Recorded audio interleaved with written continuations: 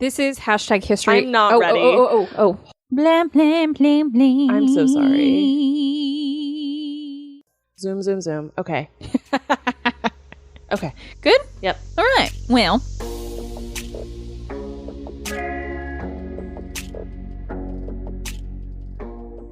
This is hashtag history episode 109. I'm Rachel. And I'm Leah. And welcome to the near end of another season. Oh. Yeah. We're close to the end of yet another season, which means next week is our season finale episode.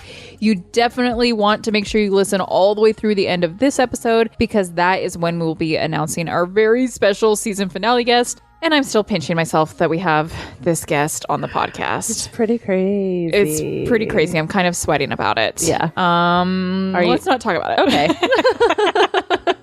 Okay. Let's just avoid it as long as we can. Okay. This week, we are discussing the racist history of the state of Oregon. And yes, many, many states across the US of A have incredibly racist history. I would argue all of them. I would argue all of them, considering the fact that in order to establish the US of A, we had to rip it away from the people that were already here and build it on the backs of people that were enslaved. Yes. Yeah. But Oregon is the only state in the country to enter the Union with a black exclusion law, quite literally banning black people within its borders. Even before becoming a state, when Oregon was still just a territory, they had black exclusion laws. When they became a state in 1859, they entered as a free state, meaning that slavery would not be permitted within its borders. But that's not because these people were on the right side of history. No, Oregon was so deeply racist that they didn't even want to look at black people, enslaved or not. As educator and author Walida Imarisha put it, quote, "These laws point to the fact that Oregon was founded as a racist white utopia. The idea was that white folks would come here and build the perfect white society," unquote. The Oregon Constitution continued to contain racist language until 2002. Holy shit. Yeah. When the language was removed only 20 years ago, some 30% of voters voted to keep the racist language the same. In fact, Oregon wouldn't even ratify the 14th Amendment, the amendment that provided equal protection of the law and gave citizenship to all black people, including those formerly enslaved. Oregon would not ratify this amendment until 1973.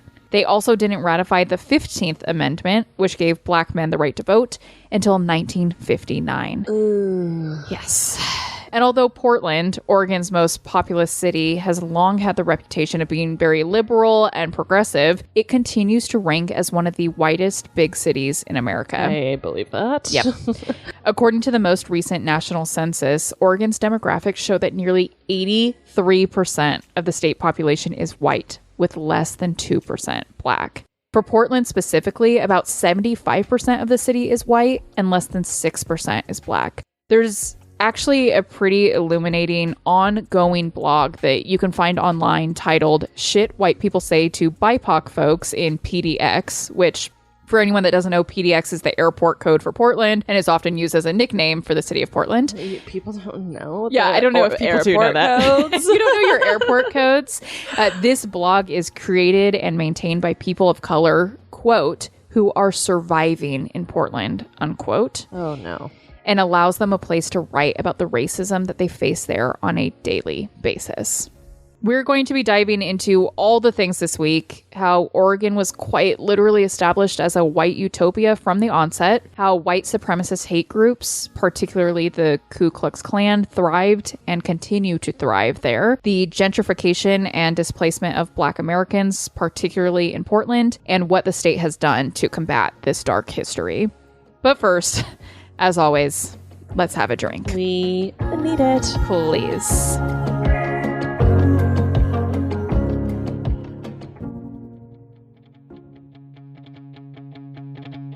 I'm Rachel. And I'm Leah. And this is Hashtag History, the podcast for both history nerds and history haters alike, where we dive into history's greatest stories of controversy, conspiracy, and corruption.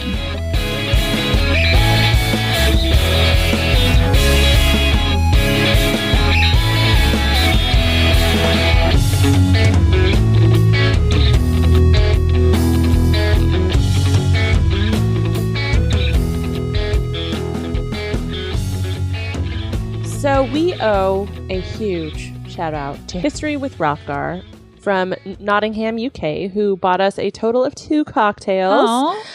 They said, I've been enjoying the podcast for a while now, so thought it was about time I finally show my appreciation. Oh, that's really sweet. We appreciate you. Yes, thank you so much. That was so kind. Yeah. Now, first, I was going to look up what Oregon's official cocktail was for us to drink. Turns out it's a Negroni, which, oh, God. A, we have already had on, I believe it was season 1. And yeah, that sounds right. B, we hated with furious passion. Furious passion. So I moved on past that idea. I appreciate that. Yeah, that was for you. Thank you. For us, Yeah. really. And so instead I stumbled upon a cocktail called the Oregon Special, which is a tiki drink, which is much more up our alley. Very much. So the Oregon Special contains white rum, orange juice, sweet and sour mix, and a dash of grenadine. Directly up our alleys. I mean, it sounds and looks so amazing. Yeah, it, I believe, is very similar to you mentioned it looks like a tequila sunrise. I think it's that might be what a tequila sunrise is, except with rum. Yeah, I'm really excited about it. It looks so good. Now, it is becoming harder and harder to pick cocktails with their own history while also relating them to our episodes. So while once again, this particular cocktail does not have any history or fun facts that I could find about it, I wanted to share some Oregonian / liquor facts with you while we sip. So first, let's cheers. Okay. Cheers. Oh, yeah. Wow. 10. 10. God. Amazing. Remember earlier this season when I was like, I'm going to expand our cocktail. And now we're right back to drinking. If just we like were to sugar create water. Yes. Sugar water. Sugar water with a splash of rum. That's exactly what it is. It's so good. It's so good. Okay, Oregon Special. I love it. Yeah. One thing to like about Oregon. I love Oregon. Oh, I love Oregon. We'll talk about that too. Yeah. But at least for this week, this is going to be the only good thing about Oregon is this drink. Great. Okay. So, some Oregonian liquor facts. In 1844, the Oregon Territory voted to prohibit alcoholic beverages. This is often actually referred to as the first prohibition in the U.S. Yeah, I think I've heard about this before. The law was eventually repealed in 1845 and went through various stages of prohibiting and then allowing and then prohibiting up through the national prohibition time period. Very interesting. Yeah. In 2007, Oregon's sales of spirits increased 9% over the previous year. Ooh. So in 2007, whiskey and vodka were the top sellers, while tequila had the largest percentage increase. Oregonians' top buy was actually Jack Daniel's, with 412,000 bottles sold. That doesn't seem like a lot to me, honestly. Yeah. What does that say? Where not in the millions? No. Okay, and my last and final fact is that in 2004, Oregonians consumed 5,103,000 U.S. gallons of distilled spirits. They consumed 11,132,000 U.S. gallons of wine and 80,415,000 U.S. gallons of beer, ranking it the 27th, 19th, and again 27th, respectively, in the U.S. state consumption of these alcoholic beverages. Wow. Yes. What I would say and we're going to talk about this. Yeah. You and I have both been to Oregon, so we'll talk about our adventures and stuff there. Oregon has a really rich beer scene. So much. Yeah. Yeah. And I mean, it's pretty amazing. Like some of the best beer I've had was from Portland, Oregon. Yeah. It's a lot. It's a lot. They have a great beer scene. Yeah, it's great. Yeah. All right. Okay. I loved it. 10 out of 10. 10 out of 10. That was fabulous. To go to what we were kind of just saying, something that I want to emphasize before we fully dive into this episode is that this episode's not a personal dig at Oregon. I was going to say I love Oregon. I do. By that, what I mean is that I have visited Oregon. I've visited Salem, Oregon City, Bandon, and mostly Portland, like probably half a dozen times now. And I've always loved it. Oh, I visit, like, same as you, I visited Portland many times. My best friend now lives in Salem. I love it. I mean, the best tachos that I've ever had in my whole life oh my were gosh. from Portland, Oregon. I dream about them sometimes still. They were... One of the best burgers I've ever had was from Portland. And you told me to go to that same place, and we went, and it was so good.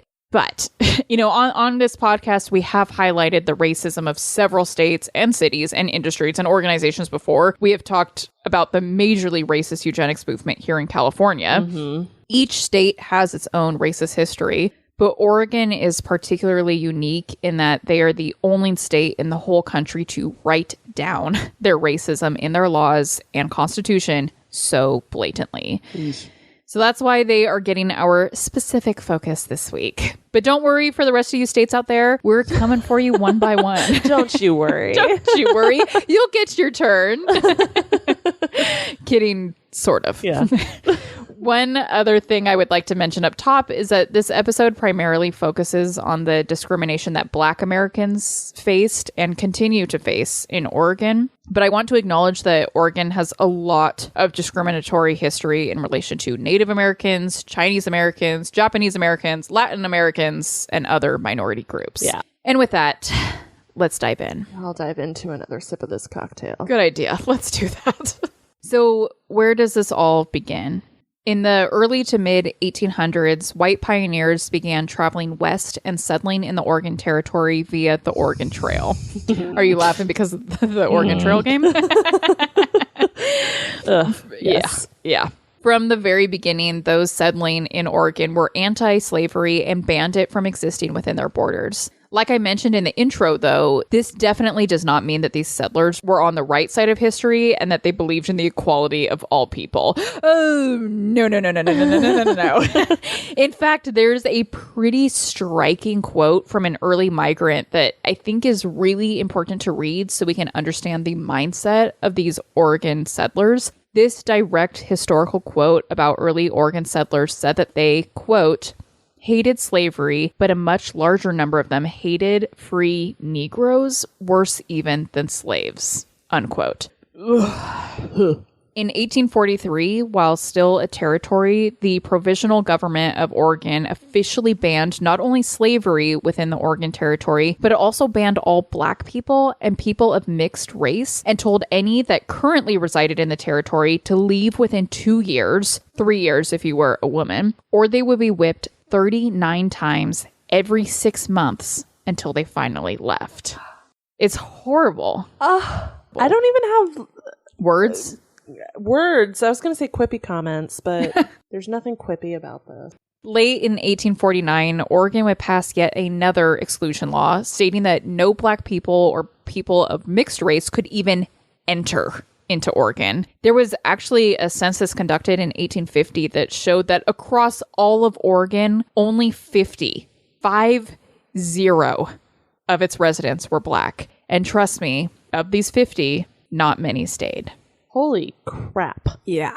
Oregon history, insofar as slavery is concerned, is pretty complicated. In its very early beginnings, they were adamantly a free state. Not only because they just simply didn't even want to see Black people, but also because they didn't like the moral and political conflict that slavery presented. However, in November of 1857, they actually did try to legalize slavery. This proposal would fail, but in its place, Oregon would establish yet another exclusion law, making it so that any Black people currently residing in the state at the time of the construction of this constitution would not be allowed to vote or own land. Oregon would officially become the only state in the Union to have specific laws that prohibited non-whites from not only voting and owning property within its borders, but even simply living within its borders. Black people would not be permitted to live within the state of Oregon until 1926. That was not even 100 years ago. I don't know what to say. This is shocking. Yeah. But it isn't shocking. If you go to Oregon, you only see white people. I guess I should say it's shocking, but I'm somehow also not at all surprised. Mm-hmm. Because, there's a reason why you walk around in Portland and you don't see a single person of color. Yes. That's important to say is history dictates the future. Mm-hmm. And when you walk around Oregon, including Portland, which is a more liberal and progressive city, when you walk around, it is rare to see a person of color. And that is because of the history that is deeply rooted. Yeah. In 1868, when the 14th Amendment to the U.S. Constitution was passed, again, as a reminder, the amendment that granted citizenship to all Black people, including those formerly enslaved, Oregon would rescind their own ratification of it. Oregon had originally ratified the 14th Amendment in 1866, but by 1868, they took it back. Cool. Yeah. Now, obviously, the 14th Amendment, it still passed and was officially added to the U.S. Constitution because it had been ratified by 2/3 of the states. Anyone from America remembers our civics class of how an amendment gets added to the Constitution. Thanks, Mr. Gosney. I love that. So what exactly does it mean when a state chooses not to ratify? Well, it can mean a couple of different things. The first thing it could mean, and this is giving the benefit of the doubt, is that it's a moot point and not worth the effort. If a law is added to the U.S. Constitution, it's a federal law, a settled matter, and it can feel like a waste of time to put an already settled matter on the legislative books to debate and discuss. But also, and this is not giving any benefit of the doubt, a state choosing not to ratify a settled law can mean that they are making their own statement about that. That although it is settled federal law and there is nothing they can do about it, they want you to know they don't like it.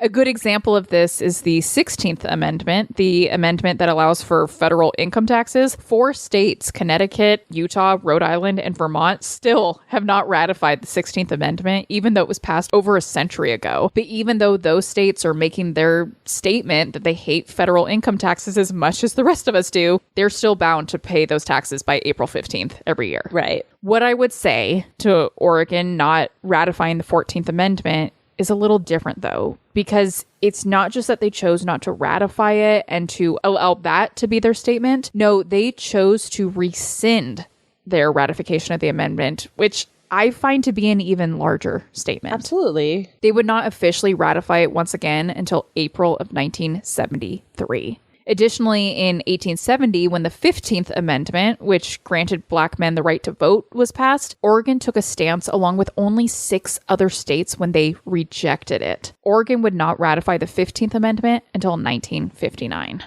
In these conditions, white supremacist groups such as the Ku Klux Klan thrived.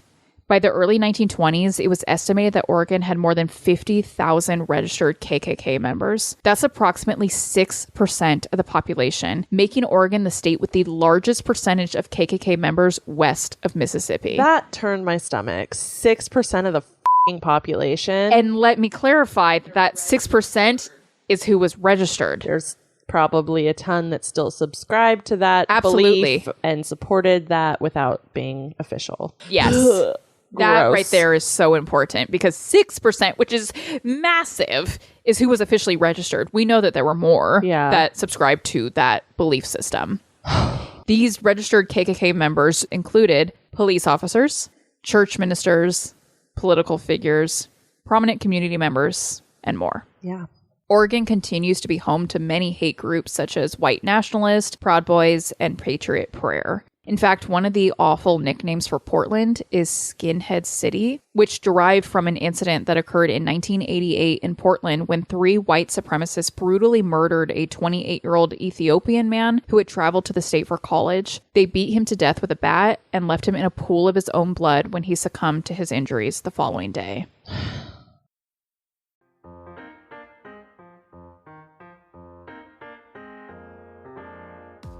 Hey everyone, we are so excited to share with you about Macy's Wine Shop. Yes, it is that Macy's.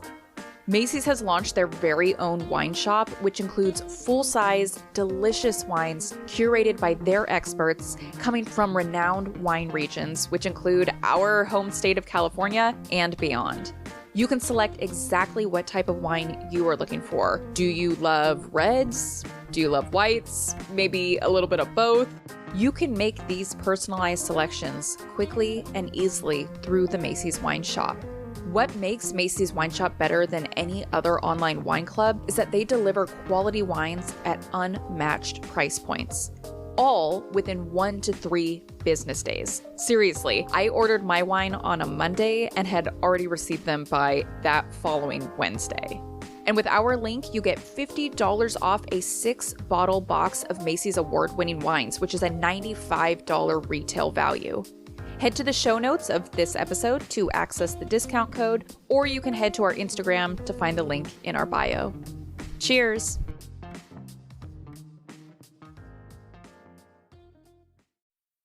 Oregon did see a significant increase in its Black population during the Second World War, but this certainly isn't to say that its systemically racist practices had ended. No. Again. No. Oh, no. Because of the increase in shipyard jobs during World War II, particularly in Portland, the city saw an increase in the Black population from just under 3,000 residents in 1940 to approximately 25,000 in 1944. That's a huge jump. Significant, yeah. As we've talked about in previous episodes, I think of it particularly when we were talking about Detroit and Motor City and how Ford Motor Company has been historically known to be the first large company to hire Black Americans in large numbers, but this didn't mean, equality for those employees. The same thing was happening here in Portland. Sure, more Black Americans were getting jobs in the shipyard business. And were they fairly treated? Exactly. Were they fairly compensated? Exactly. And they were not getting those, skilled labor, higher paying positions. No, absolutely not. No. Following the war, when white soldiers returned to the jobs that they had held before the conflict, Black employees were fired to make space. In fact, Portland Mayor Earl Riley was quoted in 1942 as saying, quote, "Portland can absorb only a minimum number of Negroes without upsetting the city's regular life," unquote. Gross. Earl. Earl is the worst. Earl. Anybody named Earl can just right off. Our biggest supporter's name is Earl. Wait. Sorry about that, Earl. No, I'm kidding. I don't know. I don't know a single Earl in my whole life. Yeah, anyone named Earl can. Unless you're a listener, in which case you have an exemption. In which case, thank you for your support. But everybody else... While Black Americans had been living in the Portland area when working at these shipyards, the majority of them were living in a temporary housing project called Vanport. And actually, very few people, including those from Portland, have ever heard of Vanport, even though it was once the second largest city in Oregon. It was built in 1942, and at its height, it housed some 40,000 residents, both Black and white. This community contained thousands of apartment rooms, a movie theater, schools, hospitals, daycares, and more. It was definitely an interesting community with things like housing segregated, but things like schools and playgrounds integrated. Vanport was built in a really marshy area by the Columbia River and was only protected by some dikes that were intended to keep the water out. When many of these residents were laid off as a result of the end of the World War, they were told to evacuate from Vanport, which again, I just said, was only intended to be temporary housing for the duration of the war. But years after the war, there were still nearly 20,000 people living here, the vast majority of them Black, due to the fact that it was nearly impossible for them to find housing anywhere else in Portland because of its racist redlining and discriminatory mortgage loaning practices. And they couldn't find jobs because all their jobs were given to somebody else. And they could not find jobs. In 1948, the city saw a significant amount of downpour, causing the Columbia River to rise, and many in Vanport grew concerned. But the Housing Authority of Portland, or HAP, told Vanport residents not to worry. On the morning of Memorial Day 1948, the HAP made a statement that read, quote, "Remember, dikes are safe at present. You will be warned if necessary. You will have time to leave. Don't get excited," unquote. That was very passive-aggressive. Certainly passive-aggressive. Don't like that. And yet, by 4:17 p.m. that same day... What? I know, it's shocking. The dikes began to break and flood the city. Don't get excited. Please don't get excited. You will have time to leave. But also, leave. But also, you should go immediately. By the end of that day, the city of Vanport, which again had become Oregon's second largest city behind that of Portland, was destroyed, and all 18,500 of its residents, more than 1/3 of which were Black, were all displaced.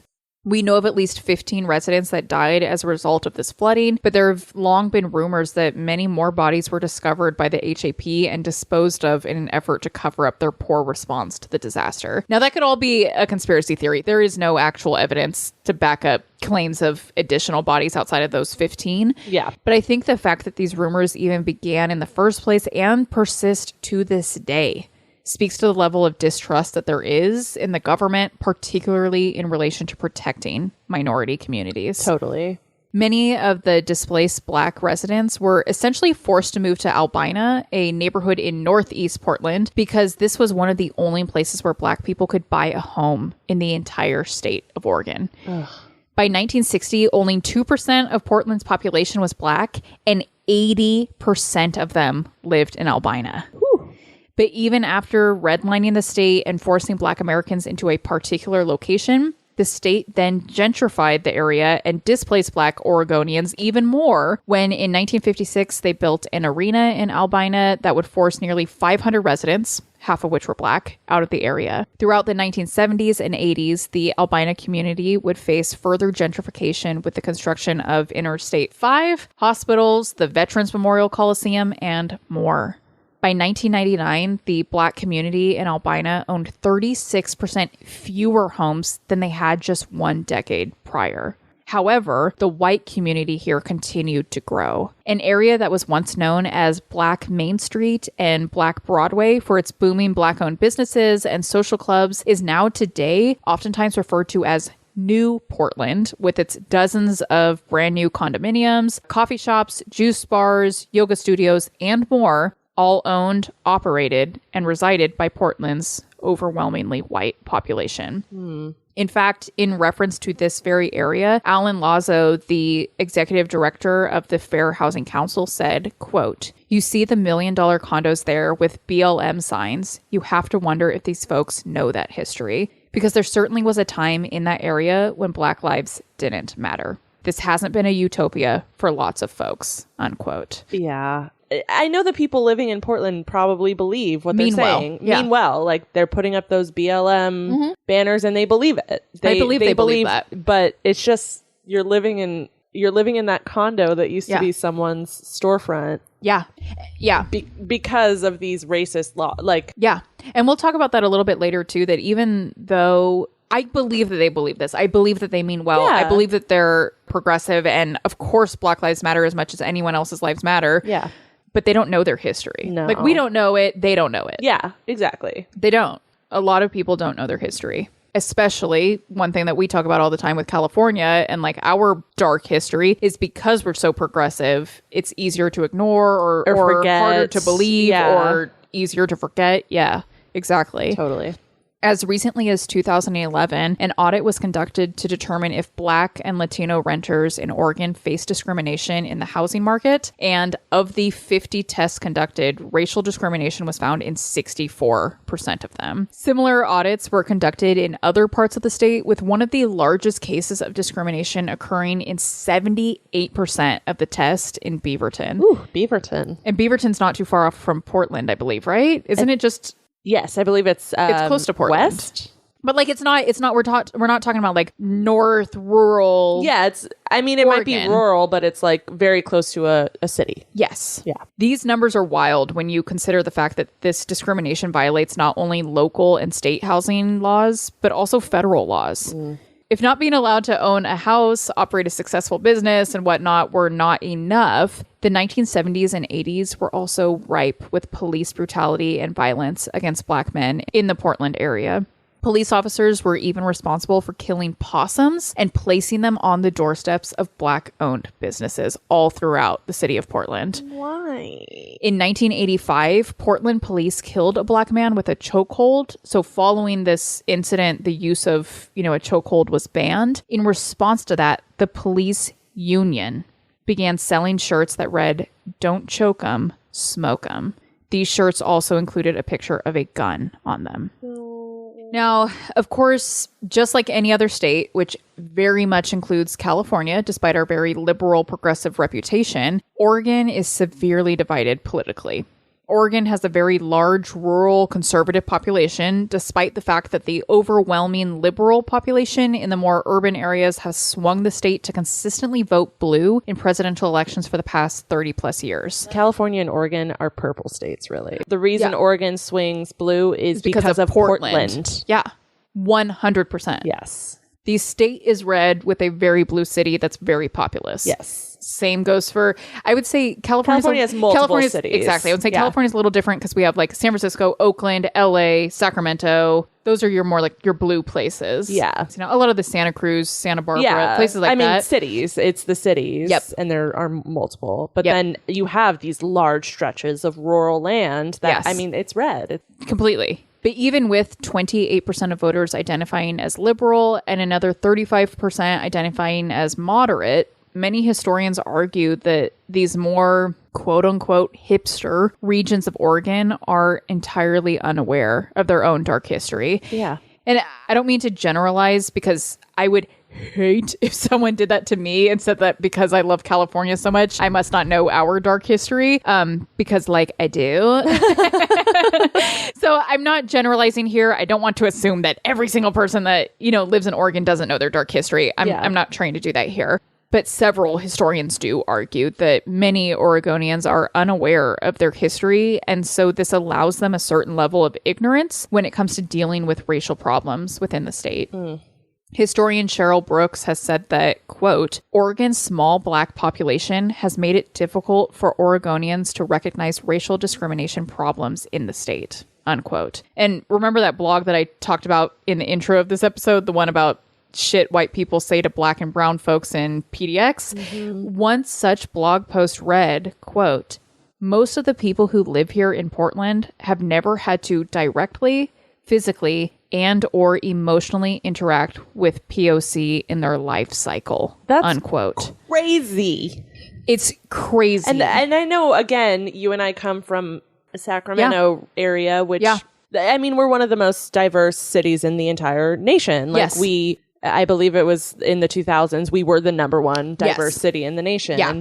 So like it's just it's unfathomable to me to not interact with someone who doesn't look different. like yourself. Yeah, because that's not my world. I know, and that's exactly what I was going to share. I have some stats for where you and I live that I wanted to share, and again, saying this by stating my own personal privilege living here in Sacramento, California, I don't understand that. That is wild to me because, like you already shared, Sacramento, California is not only in the top 5 most diverse cities in the entire country, but it's also in the top 2 most integrated cities in the country, which is a really important distinction. Totally. I mean, you look to places like Chicago, which also falls within the top 10 most diverse cities in the United States, but it's also considered to be the number 1 most segregated city in the United States.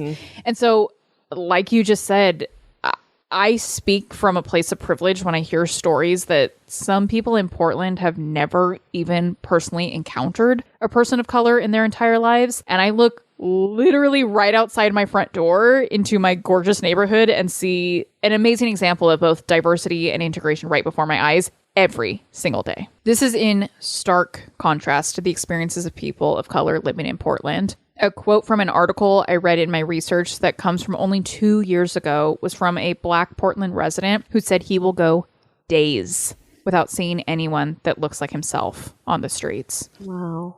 Portland, in particular, has taken some major strides in recent years to dismantle some of their systemically racist practices.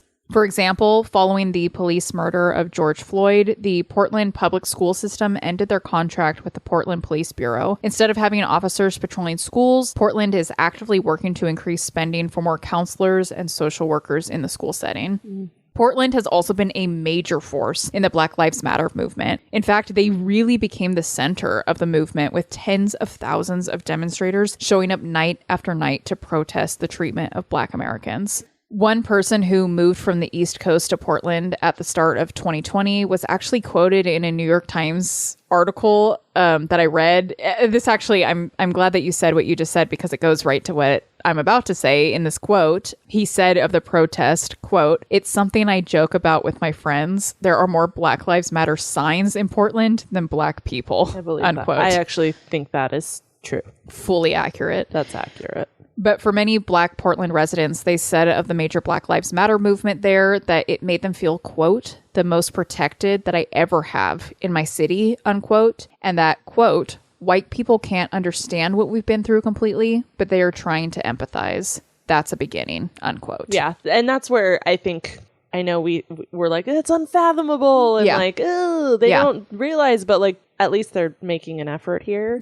And acknowledging. And at least in some respect, acknowledging. Yeah. Mm-hmm. As recently as January of 2021, the Portland City Council announced that they were in favor of the federal government paying reparations to descendants of enslaved Black people and to Native Americans.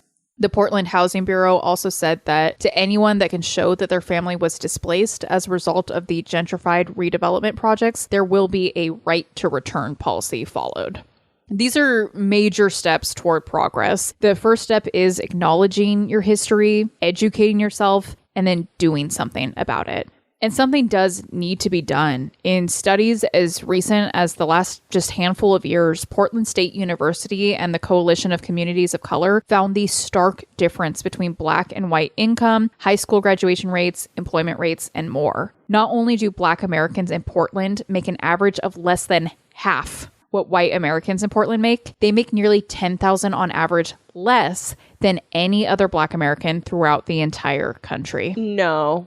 Yes. These studies also found that nearly 2/3 of Black single mothers in the Portland area are living in poverty, and that only 32% of Black Americans in Portland are homeowners, which again is not only on average half the percentage of the white Americans in Portland that are homeowners, but is also 10% less than the national average for Black American homeowners. Going back to our conversation about discrimination by the police, data from 2019 found that in a 12-month period, Black people are more than 2 times more likely to be pulled over by a cop in Portland. To quote again from the New York Times article I cited above, one Black resident said that, quote, "There's massive racial disparities around wealth, healthcare, schools, and criminal legal systems that white Portlanders just don't understand," unquote. The Black community in Oregon is significantly smaller in comparison to other states in the U.S., and that's on purpose. It was designed that way. Oregon was built as a white utopia, and the effects of that history are still felt to this day. For Dr. Anita Randolph, a psychiatry fellow at Oregon Health and Science University, she said she became disillusioned with Portland. After living in Georgia, Texas, and Alabama, she said that when she moved to Portland in 2019, she found Oregon to be the most racist place she has ever lived. Wow. That's embarrassing. Versus Georgia, Texas, and Alabama, she found Oregon to be the most racist place she had ever lived. When she began working her new position at the university, she had colleagues questioning her credentials and even had police called on her on campus to confirm why she was there. No. After joining a number of the Black Lives Matter protests in Portland and being told time and time again by white protesters that they didn't really understand what they were there for, or that they didn't understand that it's Oregon's history that has led to such a racial disparity throughout the state, she ended up accepting a job in Minneapolis and leaving. Mm-hmm. This is a story that comes from 2020. It was only in 2020 that Oregon became the last state to end the practice of allowing criminal convictions without a unanimous jury. In 2020, they became the last state to do that. Ooh. Like we always say on this podcast, history isn't in the past. The sooner we acknowledge our history, the sooner we can grow toward a better, more inclusive, more diverse, more integrated, and more equal future.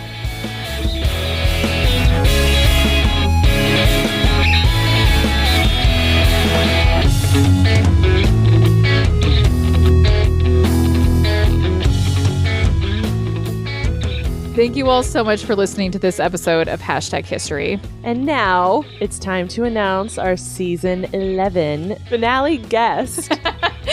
We are so excited to announce that we will have Jillian Pensavalle from the Obsessed Network on the show next week. Jillian is the host of both True Crime Obsessed and Hamilcast. Mm-hmm. She has also been doing a recent podcast series called Let the Women, which highlights women in the true crime space that are doing the work and killing it. We will definitely be talking to her about all of that and so much more. So we are so excited for next week's episode. Be sure to be there. Also, be sure to subscribe to us on whatever podcast platform you use, share about us with your family and friends, and then give us a rate and review. And as always, be sure to check us out on Instagram at #history_podcast.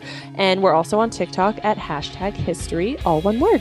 We'd love it if you came over and joined us on Patreon. It's $1 a month, and that helps support our books and booze supply. You also get access to some behind-the-scenes content, weekly #Hangout episodes, an automatic 15% off all merchandise, and we mail you cards and stickers. Yay. Yay! Thanks. Bye. Bye.